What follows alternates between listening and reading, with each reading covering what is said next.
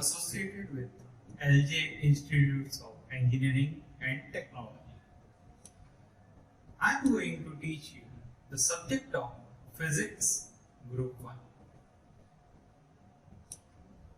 In this chapter of ultrasonic waves and NDT, till now we have discussed the topics of production of ultrasonic waves by two different methods, that is magnetostriction method and piezoelectric oscillator methods. Also, we have studied different properties of ultrasonic waves so far now. Now in this video, we will understand the principle of acoustic grating method and its use in detection and determination of velocity of ultrasonic waves by the acoustic grating methods. So in this video, we are going to study how to find out the velocity of ultrasonic waves. Okay, so what is the method and what is the principle of that is going to be covered in this video. Also, at the end, we will see one numerical example of the above mentioned method. Okay, so let's start with the first topic of today's session, that is principle of acoustic grating method. As you can see in the picture, when ultrasonic waves are passed through the transparent liquid medium in a container, the waves get reflected. These reflected waves are called echo. The direct and the reflected waves superimpose to form stationary wave pattern. These waves varies the density of liquid. The change in density of liquid varies the refractive index of the liquid. At the nodes, the liquid density is maximum, while at the antinodes, it is minimum. This type of liquid column subjected to ultrasonic waves behaves like a grating. If parallel light is passed through this liquid at a right angle to the waves, the liquid acts as a diffraction grating. Such a grating is known as a acoustic grating. Diffraction is nothing but it is a phenomenon of bending of waves whenever they encounters an obstacle. Over here, the density of the liquid is different. Okay? At condensation, the density is maximum, and at rarefaction, the density is minimum. You know that longitudinal waves travel in condensation and rarefaction. Ultrasonic waves are sound waves, so they are longitudinal waves, and they travel in condensation and rarefaction. At superimposition, condensation and rarefaction will occur. So at condensation, the liquid density will be greater, and at rarefaction, the liquid's density will be lesser. So because of that, there will be a refractive index variation. Okay, so because of that, the diffraction pattern is seen, and with the help of that principle, we are going to determine the velocity of ultrasonic waves. Let's see how. So let's start the topic of detection and determination of the velocity of ultrasonic waves by acoustic grating method. So it consists of a glass vessel containing a liquid. It can be any liquid, you can use tap water in that, with a reflector at its top. You can see over here the liquid column is there and reflector is there at the top. Okay. Now at the bottom a quartz crystal cube between two metal plates A and B is placed.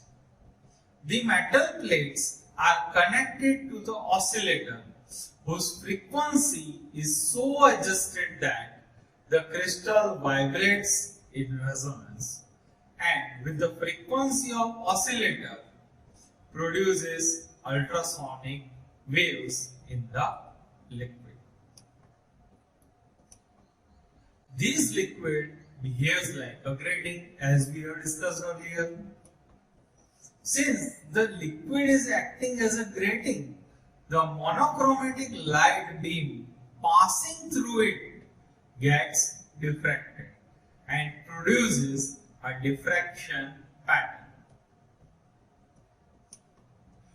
The diffraction pattern consists of central maxima. You can see, okay, at the center there is central maxima, and simultaneously the first order maxima, second order maxima is seen on both the sides. Okay?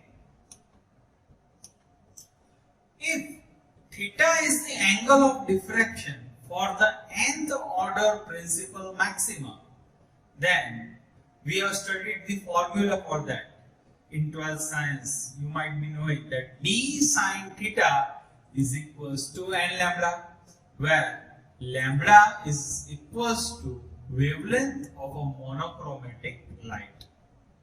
You can see over here we have used a sodium lamp for that. So this lambda is nothing but the wavelength of the light provided by the sodium lamp, and D is the grating element. Okay? The grating element D is equals to lambda u divided by 2, where lambda u is the wavelength of ultrasonic waves. Substituting the value in the previous equation, we get lambda u divided by 2 into sine theta is equals to n lambda. Now make lambda u as a subject and we get lambda u is equals to 2n lambda upon sine theta. Knowing n and lambda, and by measuring the theta, the wavelength of ultrasonic waves can be determined.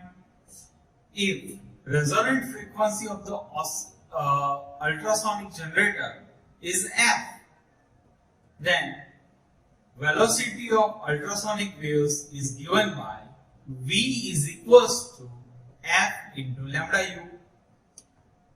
So this is the method by which you can calculate the wavelength of ultrasonic waves, and by knowing the frequency you can calculate the velocity of ultrasonic waves. Okay. Now let's see one example of the above method. The wavelength of a light transmitted through a liquid is 6000 angstrom. The first order angle of diffraction is 0.046 degree. For the first order, okay, the theta is given as 0.046. Calculate the velocity of ultrasonic waves in the liquid and the frequency of waves produced by the transducer is 2 megahertz. So over here the data is given as lambda. Lambda is the wavelength of sodium lamp. Okay, that is 6000 into 10 raised to minus 10 meters. I have converted angstrom into SI units, that is meters. Okay, theta is equals to 0.046 and F is given as 2 megahertz. 2 megahertz can be converted into 2 into 10 raised to 6 hertz. Okay. So using the formula lambda u is equals to 2n lambda divided by sin theta, we can calculate the wavelength of ultrasonic waves, and by substituting that value in the equation v is equals to f lambda u, we can easily calculate the velocity of ultrasonic waves. So that was all for today, guys. Now in the next video we will see different methods for detection of ultrasonic waves. Okay, if ultrasonic wave is passing, then how can we say that this wave passing through over here is ultrasonic waves? So there are various 4 detection methods, and thereafter we will move on to the applications of ultrasonic waves. In that we will cover the first application, that is sonar. Sonar stands for sound navigation and ranging. You all might be knowing about the sonar. Okay, you might have seen it in various film industries. That let us take one example, that the movie Ghazi Attack, in that sonar is used. They use this technique to calculate the distance between the 2 submarines. Okay, you might be aware about that. So we will discuss how that phenomena works. Okay, how to calculate the depth of sea by using the sonar. Okay, so that was all for today, guys. Thanks for watching.